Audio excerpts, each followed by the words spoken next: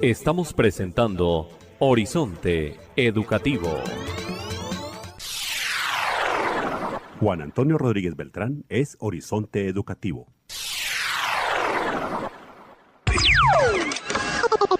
En Horizonte Educativo, el invitado del día. Es preciso anotar que el primer acuerdo que se establece en el marco del paro nacional del magisterio colombiano tiene que ver con la financiación de la educación, en donde FECODE y el Ministerio de Educación Nacional reconocen la necesidad de una reforma estructural al sistema general de participaciones para garantizar de manera progresiva los recursos necesarios para seguir cerrando las brechas en materia educativa. Y para ilustrar a la audiencia de Horizonte Educativo y en general a la comunidad educativa de Bogotá y del país acerca de la necesidad de realizar una reforma al sistema general de participaciones, hemos establecido comunicación con el doctor Ilis Ortiz, economista de la Universidad Nacional con maestría de la Universidad de Burdeos, doctor en economía de la misma Universidad de Burdeos e investigador grupo socioeconómico de la Universidad Nacional. Doctor Ilis, muy buenos días y bienvenido a Horizonte Educativo. Muchísimas gracias por la invitación, un saludo a todos los oyentes, es un verdadero placer estar aquí en este espacio de docentes y para docentes. Doctor Ilis, ¿por qué se hace tan urgente, tan necesaria una reforma al sistema general de participaciones? Lo primero que hay que entender es que la educación como derecho humano fundamental que se concreta pues en los distintos ciclos educativos que van de la educación inicial desde el preescolar hasta la educación media y luego la educación superior, en lo que tiene que ver con el ciclo obligatorio que está desde el preescolar a la media, se financian en lo fundamental con las transferencias territoriales. Me explico un poco al detalle para poderlo entender. Colombia, a partir de la Constitución del 91, introdujo un principio básico de todo el ordenamiento institucional, que es la descentralización. Decidió desconcentrar, delegar y también dar autonomía en términos de políticas públicas a las entidades territoriales para que gestionaran un conjunto de servicios que antes eran gestionados por el nivel nacional de gobierno. Entonces, entre ellos fue el agua potable y el saneamiento básico, la salud pública, la que tiene que ver con los hospitales públicos y la educación. Y algunos otros sectores como la cultura, como el sector de la recreación y el deporte, una cierta parte de todo el tema del transporte y las vías, fueron descentralizados parcialmente, pero el núcleo de la centralización fue fundamentalmente delegarle a municipios y a departamentos la competencia que antes no tenían, antes de la Constitución del 91, de formular e implementar la política pública educativa y además de proveer el servicio público de educación. Entonces,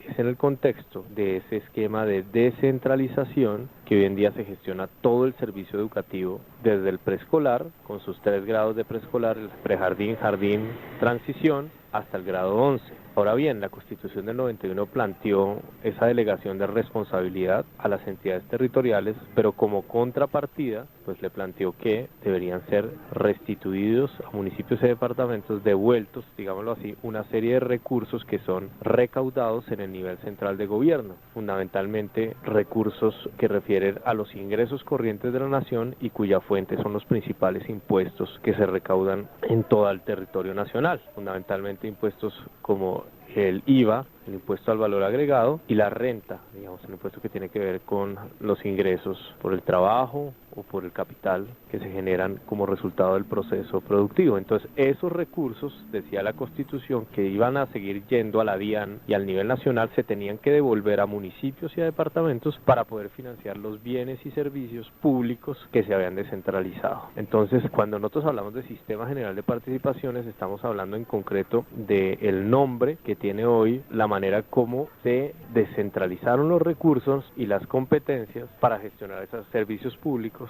en las entidades territoriales. El SGP no significa otra cosa que el sistema general de la forma como municipios y departamentos participan, sistema general de participaciones, en el presupuesto nacional para financiar esas competencias. Y en este mismo sentido, doctor Ilis, el presupuesto de la nación, ¿hacia dónde se está enfocando? ¿Hacia dónde se está yendo? Pues mira, entonces, un poco enlazando con esa historia historia de la descentralización, lo que es importante señalar es que la Constitución del 91 planteó una regla de cuál debería ser ese mínimo de participación de los municipios y los departamentos en los ingresos corrientes de la nación, en el presupuesto nacional, como tú me estás preguntando, y señaló con la Ley 60 de 1993, una ley ya en los años 90, cuando se reguló los artículos de la Constitución, de esa nueva Constitución, se planteó que el 46.5% de los ingresos corrientes de la nación deberían ser devueltos a las entidades territoriales, es decir, a los municipios, a los departamentos e incluso a las entidades territoriales indígenas para financiar ese conjunto de competencias y muy particularmente financiar la educación pública, financiar la salud pública, financiar el agua potable y el saneamiento básico. Esas tres competencias realzan, pero es un conjunto todavía más amplio de competencias a los cuales debe hacer frente en el marco de la descentralización los municipios y los departamentos y estas entidades territoriales indígenas. ¿Qué sucedió durante los últimos 20 años, digamos, más de 20 años que ya tiene esa ley 60? Pues básicamente que el esquema de transferencias sufrió dos reformas constitucionales.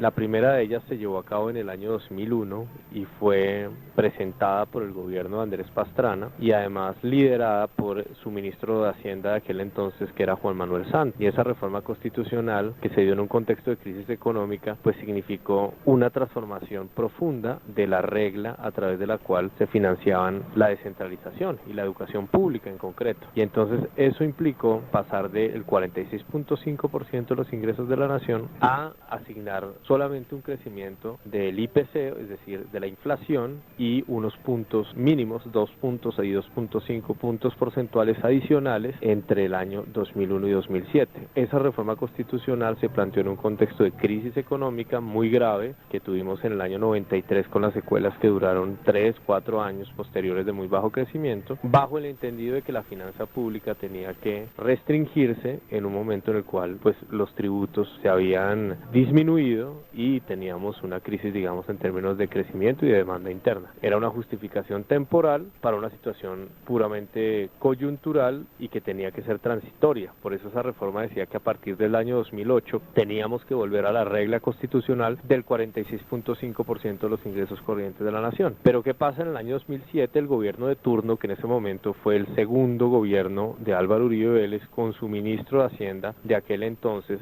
Oscar Iván Zuluaga, presentaron nuevamente una reforma constitucional y con ella lograron dos modificaciones muy importantes al esquema de transferencias. La primera de ellas es que ampliaron ese periodo de transición ya no hasta el 2008 sino hasta el 2016, nuevamente creciendo el IPC, es decir, la inflación más unos puntos porcentuales, aumentaron del 2.5 al 4% y le dieron a educación un, digamos, impulso marginalmente mayor de un 0.8 adicional, un 0.3 a un 0.8 adicional de crecimiento. Así que la bolsa de educación tendría que crecer un poco más rápida, pero no se volvía a la asignación, digamos, que la Constitución del 91 originalmente había planteado. Pero lo que es más grave esa reforma constitucional, y ese es el segundo aspecto que, digámoslo así, transformó en profundidad el sistema de transferencias, es que manifestó que a partir del año 2016, o sea, pasado el nuevo periodo de transición, ya no se retornaba a la fórmula del 46.5%, sino que de ahí en adelante, y tengamos en cuenta que el 2016 fue el año pasado, de ahí en adelante, o sea, del 2017, en los años venideros y para todo el futuro, la presupuestación de las transferencias territoriales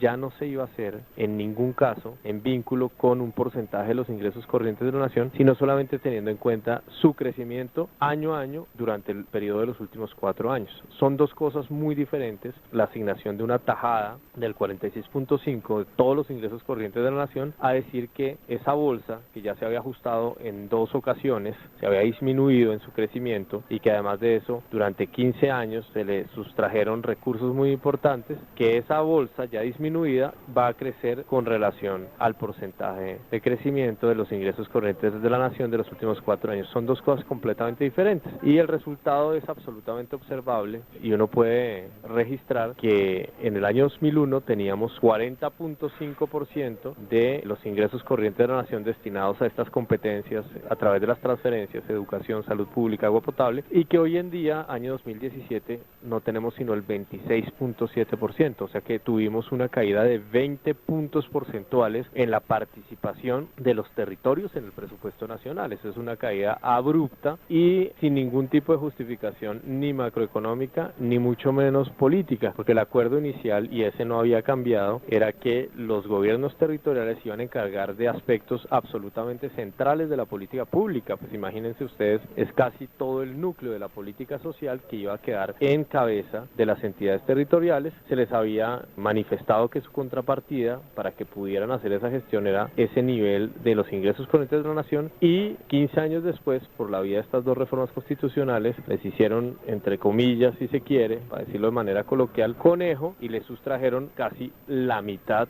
de la participación que tenían de los ingresos corrientes de la nación, 20 puntos porcentuales frente a 46.5 que era el acuerdo inicial. A la audiencia de Horizonte Educativo le manifestamos que la próxima semana el doctor Ilis estará nuevamente aquí en Horizonte Educativo para dar continuidad con esta temática de la reforma al Sistema General de Participaciones en lo que tiene que ver con la financiación de la educación y el papel que deben jugar los sindicatos en este sentido, lo mismo que el análisis que hace a la crisis y las brechas existentes en la educación en Colombia. Doctor Ilis, muchas gracias por estar en comunicación con Horizonte Educativo, madrugándole a la educación, y desde ya reiteramos nuestra invitación para que nos acompañe dentro de 8 días para seguir haciendo el análisis a esta temática. Muchísimas gracias por la invitación. Estamos presentando Horizonte Educativo.